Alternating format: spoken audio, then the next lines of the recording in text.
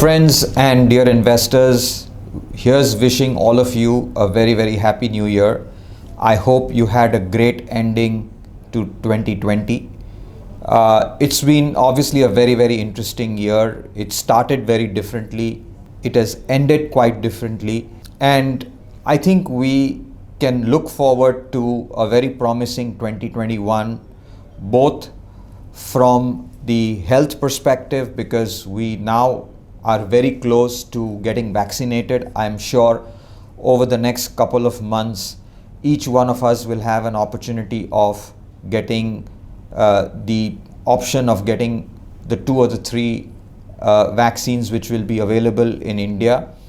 And hopefully by the second half of the year, the impact of the pandemic on our lives, our day-to-day, the way we live, would change forever. And these experiences will get into the history books and into our memories as a very unique period that we all have experienced. Having said that, as you all know, that I come and speak to you every month with respect to markets, and no doubt that the ride has been fantastic. The markets have recovered very, very sharply, much better than what all of us anticipated. I think even today, when I talk to investors, both current and potential, one of the big questions that continues to be in the mind of investors is that, what do you think of the markets? Don't you think markets are too high? Don't you think valuations are very expensive? And while people understand that as things around them start to improve, we are seeing that in every number, whether it's a macro variable or whether it is the early updates that we are getting from corporates on the Q3 results, they are all showing a faster than bounce back in activity levels. And therefore now people are beginning to comprehend that the economy and economic activity is bouncing back pretty sharply. But the question still remains in their mind is that, should we be entering the market at these levels? Is it too risky? And I think that the answer to this, while we all go back and look at history, because history is a good guide to what has happened every time in the past, but markets are all about the future. But having said that, let's look at what history tells us. Whenever markets have snapped back very aggressively after a deep correction, what has happened in the subsequent period of time. And therefore, when I went back into history and looked at 5 other corrections that were more than 15% and looked at the returns that the markets had given post the recovery period, I think unequivocally the answer is that, if you take the first 6 to 9 months of recovery, and if you take the period 3 months hence and another 12 months hence, which means that if you look at a 24-month period after the bottom has been made, in each and every case, the markets have given handsome positive returns. And therefore, I thought that I should make a few slides and we should refer to what has happened historically and take some cues and guidance from there. So if you really look at the situation from a Nifty perspective, then you will see that if you take the first 9 months out, and then if you look at the balance 3 months, which would complete a 12-month period from the bottom, and then another 12 months period, in 2002, the markets were negative 12% still into the first 9 months, but they were up 8% and then they were up 79% by the time we completed 2 years. In 2003, in the first 9 months itself, the markets recovered 94%. In the subsequent 3 months, it was flat, but then the Nifty was up 10%. In 2008, the markets had recovered 70% from the bottom in the first 9 months, but in the subsequent 3 months, they were still up 13%, and over a 2-year period, they were up 44%. And the same in 2011, after 24 months, it was up 13%. In 2016, it was up 32%. If you take the average of all the 5 instances since 2002, on an average, the markets were up 36% in the 2 years after the bottom was made.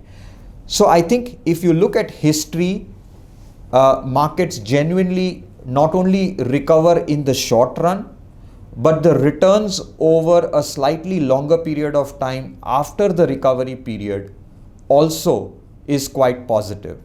And we did a similar exercise on the BSE Mid Cap Index and the BSE Small Cap Index, and the results are very, very similar.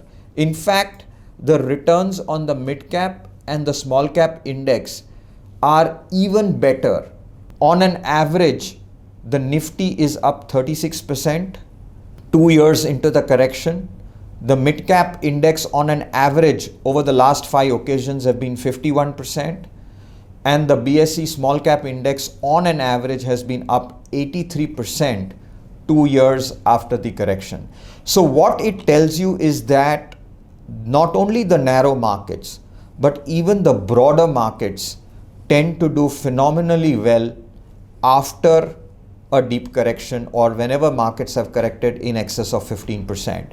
So I think this fear of heights that we have, when we talk about markets or Nifty at 14,000 levels, is something that, we need to keep in context when we look at all the previous historical corrections ever since the year 2000. If you look at this chart, which is the Nifty P chart, obviously it looks very scary because, on a trailing basis, the Nifty is trading at almost 30 plus times. And that again begs the question that are we in some sort of a bubble? Our answer is no. I think if you look at 3 years and 5 years, Nifty compounding has been like 4.5%, but the Nifty, the Nifty EPS compounding has been just, 4.5%. But if you look at the Nifty returns, it's been slightly better at about 10%. And the reason is that we've seen a consistent expansion in PE, and we've talked about this, that the expansion in the PE has been largely led by fall in cost of capital. But if you really look at the Nifty EPS over the last couple of years, we've been completely stagnant. But as I mentioned, that markets are all about the future.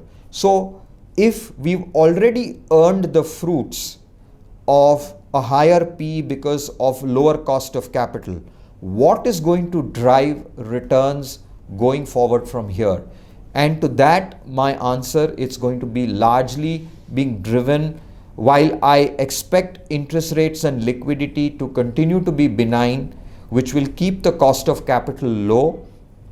I think that what is likely to drive earnings over the next few quarters is going to be earnings growth, and earnings growth, right? And I think that we have reached that inflection point which we first saw in Q2.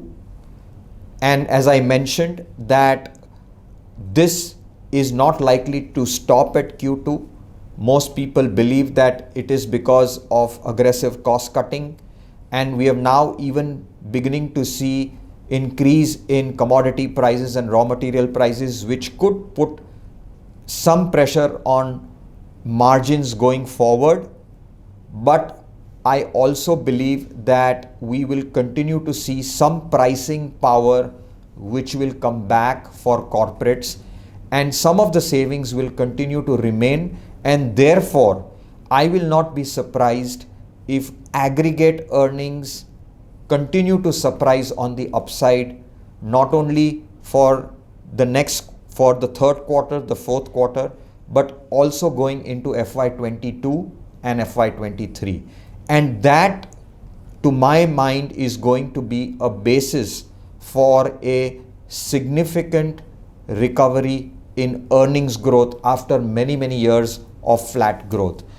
And I'll leave you with this, that as I said, if you purely look at the PE chart, then we are at historical highs.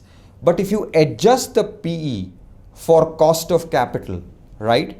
And if you see a comparison of PE after adjusting for lower bond yields, we are still not even reached one standard deviation from the mean. We are still at 1.4. The mean was the mean is somewhere in the region of 1.1, and we have in 2007-8 we had gone as high as 2 times, and in the recent past in 2017-18 we've gone even higher than 1.6, but as we stand today we are still at 1.4 level. So I think, adjusted for lower cost of capital, we are not in a bubble zone, we are not in an expensive zone, and I think that the next 2 to 3 years the markets will be powered by a revival in earnings growth. And I think that one of the defining points, and maybe next time we talk about this, just an observation that I see from the early results that some of the banks and NBFCs have given, the so-called pre-result updates. One thing that stands out is that the CASA ratio, which is that deposit growth, has been phenomenally high. Now, what does that tell you? Every bank, every leading bank is showing a massive spike in the CASA ratio or very strong deposit growth. What it means, you, my dear friends, is that savings has gone up dramatically. That generally households in the country, including corporates, are sitting on massive liquidity and savings in their bank accounts. And finally, that liquidity has to go into the real economy. Either that savings is going to drive investments, which means, i.e., I still believe that there is a lot of money lying on the sidelines to be reinvested back into the equity markets. Because since August, September, in general, people have only been creating liquidity, waiting to re-enter the market at a correction, and that correction hasn't happened. So therefore, this liquidity, which is either lying as deposits with the banking system, or in liquid funds, or in balance funds, or in arbitrage funds, finally is going to find its way into the equity markets.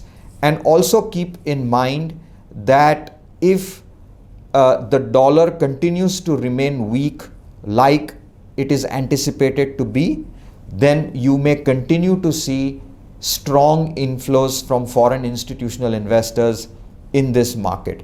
And therefore, even from a technical point of view or from a flow perspective, I do not expect, markets will correct, and it's in the nature of the markets to correct.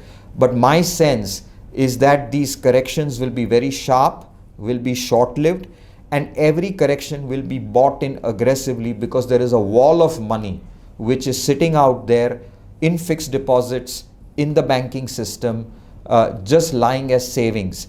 And therefore, to some extent, a part of that will drive investments and some part of it will drive consumption. And therefore, I continue to remain bullish on the markets. And as I said, adjusted for the lower cost of capital, I do not believe that we are in a bubble zone. Now, that does not mean that we would go and buy stocks at any valuations. I think that there will be opportunities in this market as the breadth of the market improves away from the narrow markets that we saw in 2019 and early part of 2020. And therefore, we will see incrementally that as we position our portfolios more towards the broader markets. And I think the theme for 2021, if I were to use it in one line, is going to be everything that is digital and cyclical. So I think that digital assets, companies which are aligned very strongly with technology, will do phenomenally well. And I think finally the manufacturing end of the industry, cyclicals, etc., will do very well. And stocks which underperformed in 2020 will aggressively catch up in 2021, which includes manufacturing, which includes cyclical metals, and also consumer discretionary, which took a large part of the hit in 2020. So on the whole, I think I look at 2021 with great hope and confidence, and we continue to be very constructive on the markets. And I think that the fear of heights should be set aside, and I think investors should start stepping into the markets, on a systematic basis. Even if there are corrections, and there will be, I think those corrections will be bought into. So with this, I sign off to this new year. I wish all of you again a great 2021, and we will continue to be in touch, and we will continue our dialogue as the year progresses. Bye-bye.